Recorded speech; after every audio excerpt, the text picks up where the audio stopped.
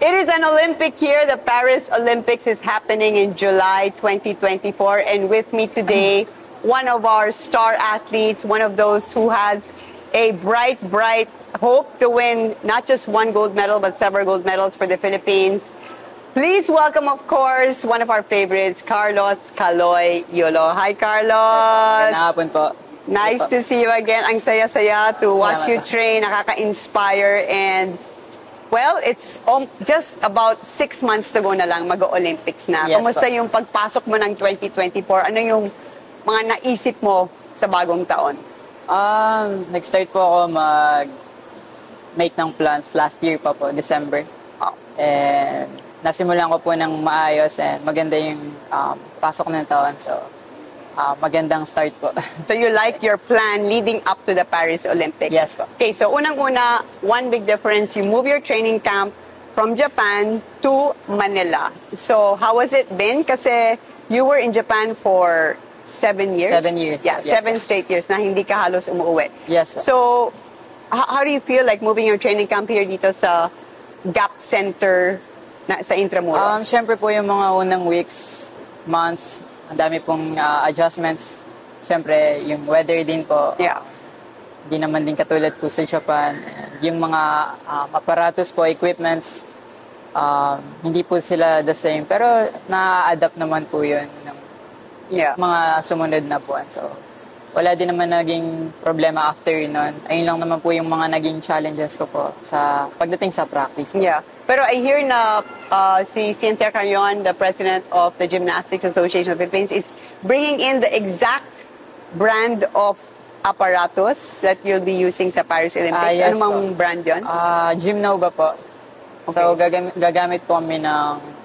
Ang mahirap po kasi mag-adjust sa vault po talaga. So, So kailangan yung yes mismong po. vault talaga? Yes po. Okay. So that's good news, no?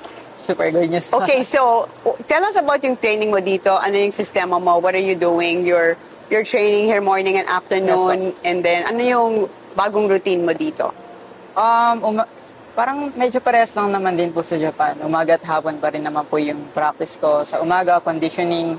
Sa hapon, routine skills practice. Pero nag-iba lang po sa Wednesday and Thursday.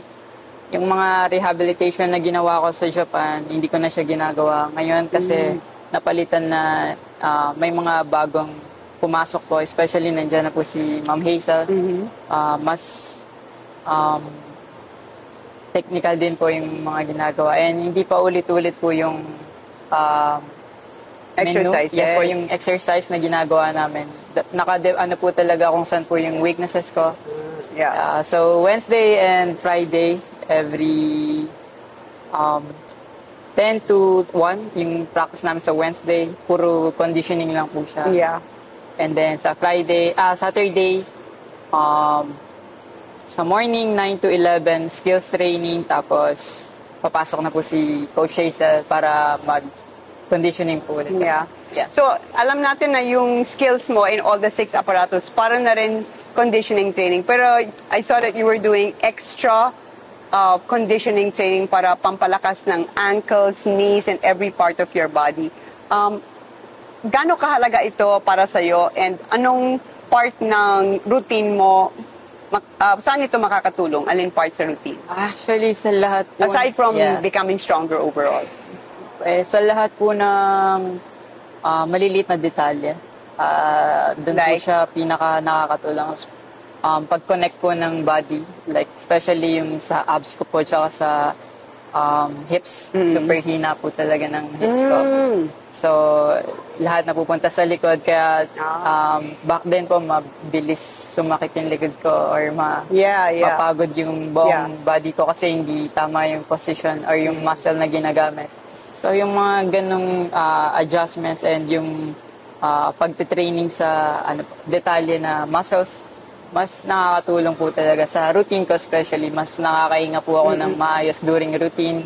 Mas nagkakaroon po ako ng extra power and stamina po. That's important. Yes no? po. Parang feeling mo na kaya mong gawin yung yung routine mo. Yes po. Diba? So that's good news. And Yes. your level of difficulty in all of the routines is very, very high. And it has to be high for the Paris Olympics. Yes. So definitely, yun ang isang addition na sa tingin mo makakatulong para ma-reach mo yung peak performance. Opo.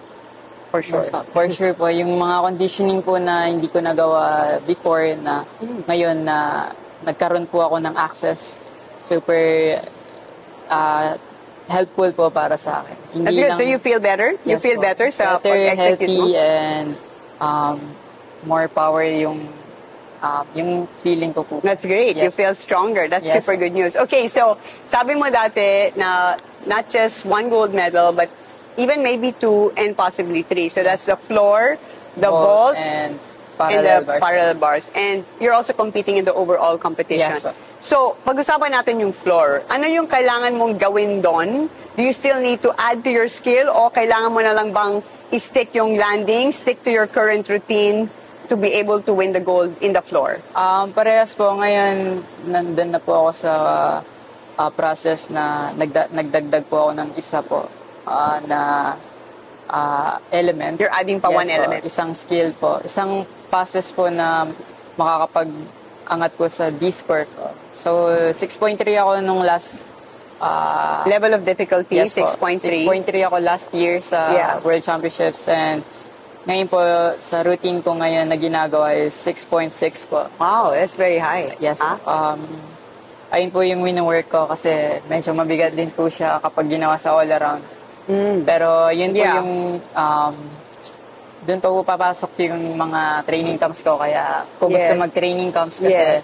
para ma-try siya sa ibang environment. Right, right. So 6.6 na magiging level of difficulty mo. Yes po. And that's in the pass? Are you adding a twist, a turn, or what? Yes, a pass po. Isang pass po. Isa pa. Yes po. Okay. So, are you still most confident in the floor? Is it still your super favorite? Or pareho yes po, na? Tatlo po pa rin po talaga, pero ngayon po mas nagpo-focus kasi ako sa floor kasi gusto kong ma-successful, yung success rate po, gusto ko 100%. Yeah, wala nang room for error, like you're Yes. sticking all the landings. Okay, so let's talk about the vault naman.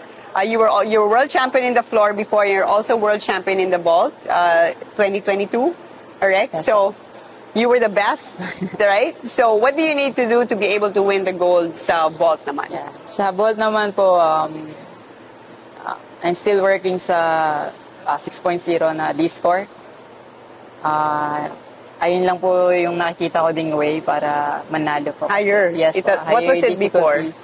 5.6, dalawang 5.6 po. Oh, really? So, magkaisang 6.0 po ako and isang 5.6 sa landing po na lang magkakatalo. So, 6.0 and 5.6, you're Yes, in the, and then sa landing na lang, no? Opo. Doon na po malalaman yung score. Yung landing ba, pag landing mo sa vault, is it whatever happens ba? Or meron ka pang iniisip like in that split second na you're about to land? Kasi minsan, di ba, yung yes, position, hindi mo rin ma-avoid yung landing. Sa, paano po ba? Ang point ko po kasi yung entry. Pag I pangit po see, I yung see. entry ko, for sure, pangit din po yun. So, yung key, yung yes entry po, pala. para sa akin po. Yes po. Okay, and then the P-bar, which, lately na lang you became Yes, like po. super good, di ba? So, I saw you kanina, you were working on some elements, Yes. di ba? So, how do you feel about your P-bar now and also para sa Olympics?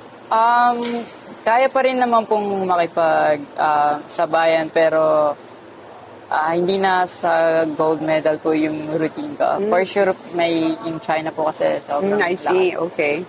Iba yung level niya po kahit medyo magkadikit lang po ng difficulty, pero yung execution niya po Yeah. kasi. So, doon po ako like siguro tagilid din po. Pero syempre, gusto ko pong ma-success yung performance ko sa Olympics and ipakita yung mga practice ko po. Yeah, so you're really realistically ang Yes, tina-target mo talaga is floor and vault gold. Yes, po. Yeah, and then give it your best na lang sa Yes, P-bar, right? And the all around, you're also aiming for a Yes, medal, di ba?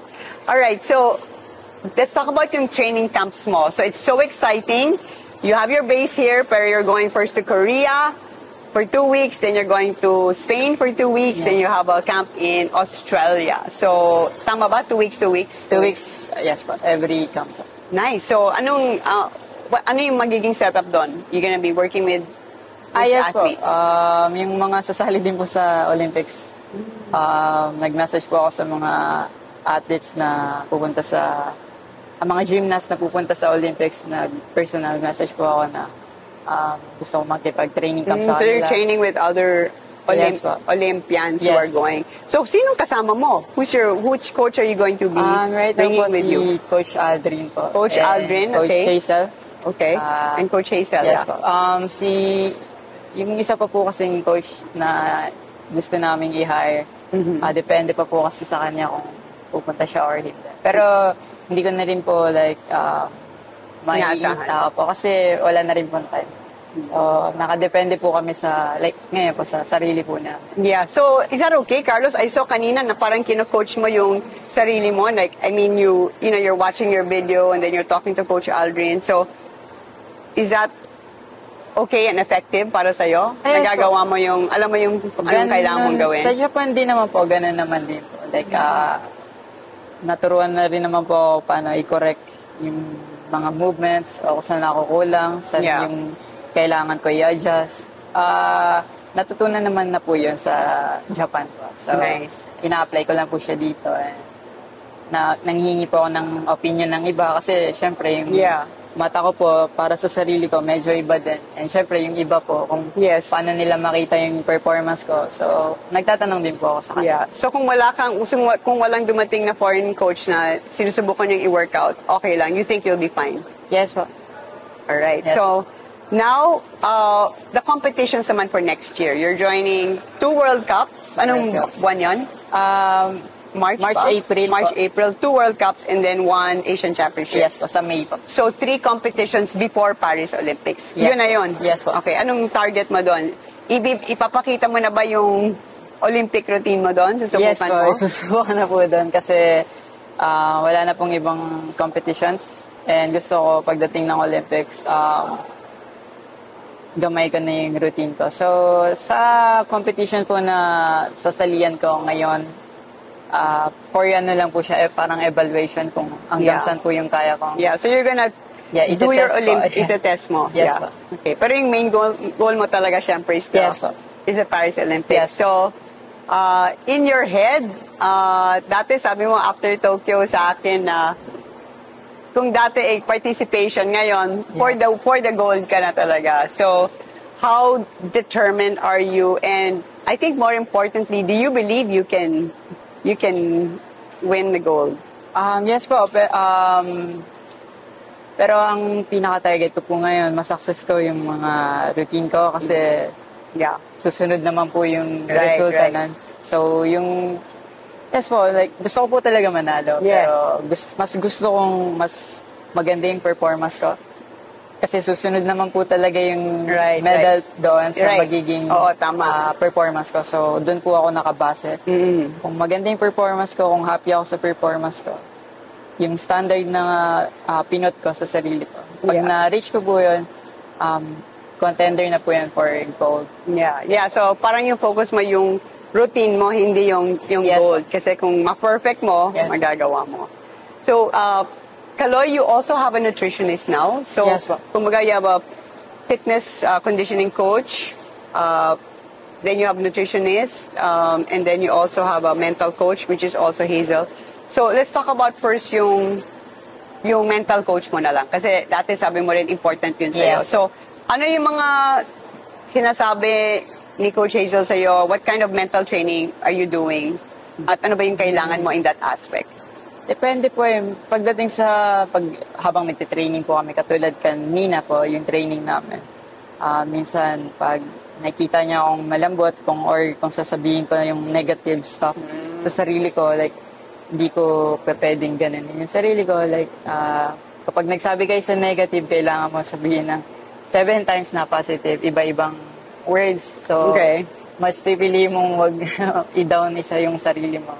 kasi mahirap mag-isip ng positive po. So, pinipilit mo to say positive things about yourself. Yes. Okay, And- that's one. That's good. And Ano kapag pa? pag therapy po, like, doon na po yung mga other stuff, like personal things, na, like, problems, or kung saan ba ako nai-stress, like, nilalabas ko lang po kung ano yung mga gusto ko po i-share na para hindi po mabigat din pagdating Yeah. sa performance. And that helps you, no? Super po. Super. Kasi Yes, po. kailangan yung mind mo at parang at peace siya. Yes po. So you've been having a lot of mental Yes, po. coaching sessions. That's great to hear. What about yung nutrition mo? Because you're saying na you're feeling stronger, na Yes, nagdagdag kayo ng exercise. Iniban nyo ba yung food intake mo? At Food, dati mo ba yes. itong ginagawa sa Japan? Hindi po. Yung food intake, hindi po ako kumakain sa Japan ng breakfast, pero nung nag-usap na po kami ng nutritionist ko po, nag-start po ako mag-breakfast, yung mga snacks po. Yeah. So, yung mga unang weeks po, parang maduduwal ka po talaga. Kasi Bakit? hindi po sanay yung katawan mo na kumakain ng ganun So you're eating more Yes po. for more calories. Yes po, pero hindi po bumibigat yung katawan ko. So, another, good try para sa akin po. That's kasi, good, ha? Nag-try po talaga ako and nag-seek po ako ng help kung paano mas mapapaganda yung performance ko. Yeah. Kasi after po ng week na yun, sumunod na week, sobrang gaan ko na po. Tapos more, power and strength po. That's great. Yes po. So ano yung difference? So you're eating more, but what kind of food are you eating? Ano yung kasi sabi mo you're yes not po. gaining weight and you feel stronger. Sa lunch po, may nagpapadala po dito ng food. Lunch Okay. and dinner na po yan. So, brown rice. Dati white rice. Yes po. Ha? Puro brown rice po yung pinapadala. Brown rice, tapos kadalasan fish po. Fish, beef, tapos vegetables, tapos fruits po. And your snacks? Ano yung mga snacks mo? Snacks po, nuts, banana, and boiled eggs. Wow, super healthy na. And nagpo-protein shake na yun po. Oh, nagpa-protein. Dati hindi ka nagpa-protein hindi. shake. So you feel stronger. Yes, ma'am. Nafe-feel mo yung difference. Yes. Yay! That's super good news, Kaloy. Ha? Kasi Salamat iba po. talaga yung feeling pag malakas ka, di ba? Iba yung confidence mo. Yes po. So you can feel your confidence is parang growing. Do you have enough time this 6 months to get yourself in peak condition? Yes po, yes po. Feeling ko naman na aabot po ako or magagamay ko yun ng mag-Olympics po. Kasi yung feeling ko sa utak po talaga eh. Ha? Nasa utak po talaga. Utak. I mean, sa mindset po Yeah, talaga. yeah. Yung goal setting and syempre yung pag-take care mo sa sarili mo. And yung each day po na preparation, mas pinapalagaan ko po yung araw-araw talaga. So you're very focused and you feel like you have the right tools. Yes po. That's good. That's good. You look happy. Salamat. So important yung pagiging happy mo. Yung paglipat mo siguro dito sa Pilipinas was a big factor. Yes. Na, you know what I mean, you're Yeah. surrounded by, kahit dun ka na mahalos lumaki, nag-adjust ka pa ba sa, bukod sa weather, like ano yung adjustment mo dito sa Pilipinas way of living? Yung siguro yung safetyness lang po talaga. Kasi dun po, super safe. Kahit wala kang isipin, lumabas ka, walang mangyayari. Hindi naman po sa pag lumabas ako may mangyayari. It's just, gusto ko lang safe po talaga. Nag-iingat ka. Hindi ko nafe-feel po yun dito. So, mas at home po ako dito. Yeah. Pero, mas safe po talaga. That's so fun. Ayun lang po. Huh? What about you sa food? Don't you like Filipino food? Yes po, yes po. Hindi ka na nasanay na super Japanese food lang. Wala naman pong problem sa akin sa pagdating sa food po. Hindi naman po ako mareklamo or picky. So, That's good. What about yung drinks mo? You drink mostly just water aside from protein shake? Do you drink like water, fresh juice? Pocari Sweat po. Yung advice ni Coach nutritionist. Janet. Yes po, ni Coach Janet. Or kung hindi Pocari, Gatorade po. Okay. And what about yung pagtulog mo? Is that also a part na pinapansin mo rin? Yes po. Kailangan 6 to 7 hours yung tulog 6 to ko. 7 ka lang, okay Yes, na? po. Kapag 5 hours lang yung tulog ko, medyo mabigat po siya.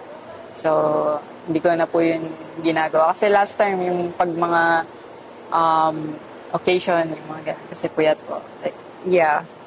Yung mga ganung bagay po. Ngayon, wala po akong binibigyan ng pagkakataon na 5 hours lang itulog.